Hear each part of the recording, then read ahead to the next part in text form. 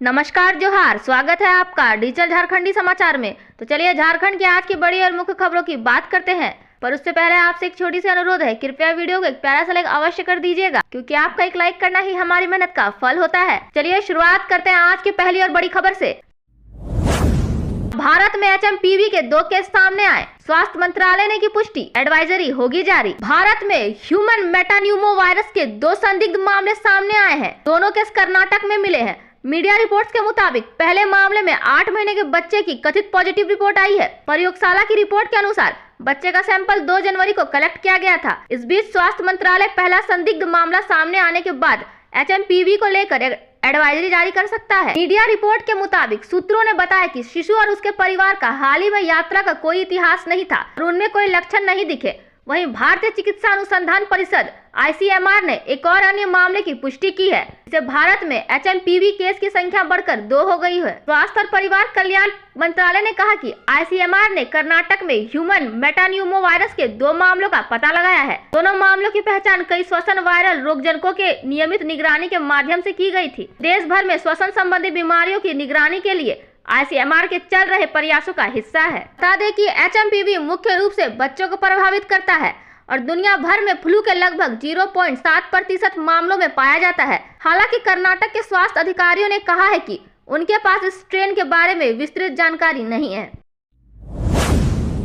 450 रुपए में gas cylinder देने की घोषणा, वित्त मंत्री बोले ये इंडिया का नहीं कांग्रेस का वादा। बीजेपी ने बताया सत्ता के लिए किया गया प्रपंच। झारखंड विधानसभा चुनाव के दौरान JMM की अगुवाई वाले इंडिया ब्लॉक ने 7 गारंटियों का ऐलान किया था। इसमें महिलाओं को हर माह 450 रुपए में गैस सिलेंडर देने का वादा किया गया था। सरकार इस वादे को पूरा करने को लेकर अलग बयान दे रही है। राज्य के वित्त मंत्री राधा कृष्ण किशोर ने 450 में गैस सिलेंडर देने की घोषणा के सवाल का जवाब देते हुए कहा कि गैस सिलेंडर देने का फैसला इंडिया गठबंधन के प्लेटफॉर्म पर होगा। उन्होंने कहा कि 450 रुपए में गैस सिलेंडर देने की घोषणा इंडिया गठबंधन की एक राजनीतिक पार्टी ने की थी। यह घोषणा कांग्रेस ने की थी। मैं भी इसी पार्टी में हूँ। हालांकि हर राजनीतिक दल को इस बात की स्वतंत्रता है कि वे अपनी योजनाओं को रखे, लेकिन इंडिया गठबंधन के प्लेटफॉर्म पर इसी पर अंतिम निर्णय लिया जाएगा। वित्त मंत्री के इस बयान पर भाजपा प्रदेश अध्यक्ष बाबूलाल मरांडी ने अपने एक्स अकाउंट पर लिखा कि चुनाव के दौरान किए गए वादे केवल सत्ता हासिल करने का साधन बनकर रह जाए तो यह न केवल जनादेश का अपमान है, बल्कि जनता के भरोसे के साथ छल भी। जब इंडिया गठबंधन ने 450 रुपए में गैस सिलेंडर और 3200 रुपए प्रति क्विंटल धान खरीदने का वादा किया था, तब जनता ने इसे अपने भविष्य की उम्मीद के तौर पर देखा था। अब जब सरकार से इन वादों का पूरा करने की मांग की जा रही है, तो मुख्यमंत्री से लेकर सभी मंत्रीगण बहाने गढ़ने में व्यस्त हैं। हेमंत सरकार का रवैया यह केवल जनादेश का अपमान नहीं है, बल्कि नव निर्वाचित विधायकों को भी उपहास का पात्र बना रहा है। जनता समझ चुकी है कि 5 लाख सालाना नौकरी के जुमले की 150 रुपए में गैस सिलेंडर देने का वादा भी केवल सत्ता प्राप्ति के लिए एक प्रपंच था। झारखंड सरकार ने केंद्र से मांगी मदद, 24 लाख मकान करे स्वीकृत। केंद्र सरकार से राज्य सरकार ने जरूरतमंदों के लिए 24 लाख आवास स्वीकृत करने की मांग की है। यह मांग केंद्रीय ग्रामीण विकास मंत्री शिवराज सिंह चौहान से राज्य की ग्रामीण विकास मंत्री दीपिका पांडे सिंह ने वीडियो कॉन्फ्रेंसिंग के माध्यम से ग्रामीण विकास को लेकर 2 दिन पहले की गई समीक्षा बैठक के दौरान रखी है।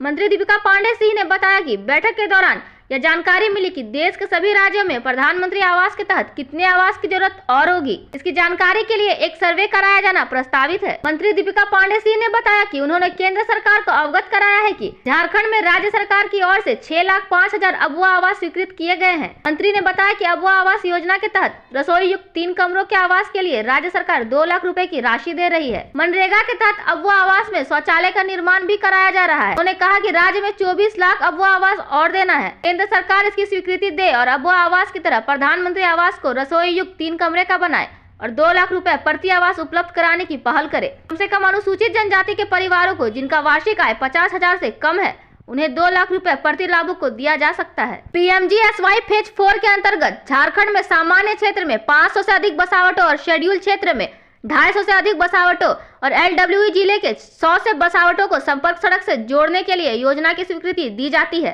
वर्तमान में झारखंड राज्य में केवल 5 जिला उग्रवाद प्रभावित की सूची में है। इस प्रकार 250 और 500 से अधिक बसावटों के लिए सड़क योजना स्वीकृत करने से उग्रवाद प्रभावित बसावटों के लोग सड़क संपर्क में से वंचित रह जाएंगे। इसलिए उग्रवाद की समस्या को देखते हुए 2 वर्ष पूर्व उग्रवाद प्रभावित 16 जिलों के प्रखंड मुख्यालय के 100 या 250 के बसावटों को सड़क संपर्क से जोड़ने की स्वीकृति दी जाए। 12 जिलों में घने कोहरे का येलो अलर्ट। झारखंड में बर्फीली हवाओं का असर हुआ कम, मिनिमम टेम्परेचर 1.6 डिग्री बढ़ा। रांची सहित झारखंड पर एक बार फिर पश्चिमी विक्षोभ का असर दिख रहा है। साइक्लोनिक सर्कुलेशन की वजह से रांची सहित राज्य के अधिकतर जिलों का पारा चढ़ गया है।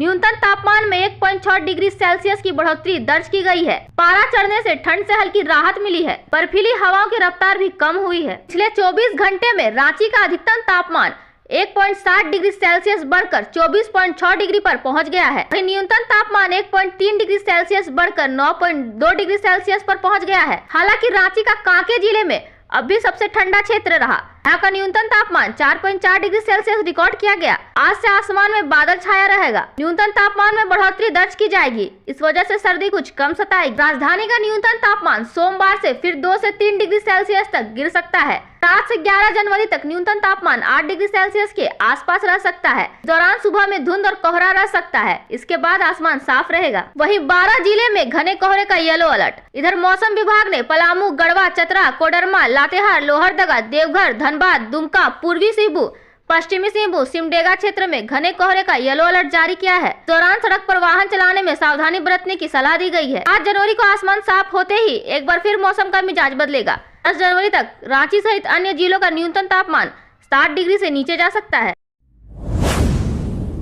114 करोड़ की लागत से बने मंत्रियों के नए आवासों की हैंडओवर प्रक्रिया शुरू, जल्द शिफ्ट होंगे परिजन। रांची स्मार्ट सिटी में राज्य सरकार के मंत्रियों के लिए बने नवनिर्मित आवास सहित पूरे आवासीय परिसर के हैंडओवर की प्रक्रिया शुरू हो गई है। नगर विकास विभाग की एजेंसी जुडको द्वारा आवासीय परिसर को भवन निर्माण विभाग को हैंडओवर किया जा रहा है। सरकार के सभी मंत्री और उनके परिजन जब यहाँ शिफ्ट करेंगे तो इसके रखरखाव का जिम्मा भवन निर्माण विभाग के पास रहेगा। सूत्रों की माने तो खरमास के बाद सभी अपने परिवार के सदस्यों के साथ इस नवनिर्मित नए आवासीय परिसर में शिफ्ट हो जाएंगे। इससे पहले मंत्रियों के द्वारा पूरी विधि विधान से शिफ्टिंग की प्रक्रिया पूरी की जाएगी। मुख्यमंत्री हेमंत सोरेन ने बीते 10 दिसंबर को पूरे आवासीय परिसर का निरीक्षण कर आवश्यक दिशा निर्देश दिए हैं। उन्होंने 15 जनवरी 2025 तक निर्माण कार्य पूरा कर लेने को कहा था ताकि मंत्रियों को उनका आवास आवंटित किया जा सके। इससे पहले नगर विकास एवं आवास मंत्री सुदीव्य कुमार सोनू भी आवासीय परिसर का निरीक्षण कर चुके हैं। दूसरी तरफ मंत्रियों के पारिवारिक सदस्यों द्वारा भी नए आवास में शिफ्ट करने की खुशी है। खबर है कि कई मंत्रियों के परिजन भी नवनिर्मित आवासीय परिसर में जाकर यहाँ की स्थिति को देख चुके हैं। बता दें कि सूबे के 11 कैबिनेट मंत्रियों के आवास के निर्माण पर आने वाला अनुमानित खर्च 69 करोड़ 90 लाख रुपए था। पिछले साल फरवरी माह में हुई कैबिनेट बैठक में अनुमानित राशि को बढ़ाकर 114 करोड़ 47 लाख किया गया। बताया गया था कि आवास में कुछ सुविधाएं जोड़ी गई हैं, जिसकी वजह से खर्च बढ़ा है। आवास में मॉड्यूलर किचन और लिफ्ट आदि की सुविधाएं बढ़ाई जाने की जानकारी सामने आई है।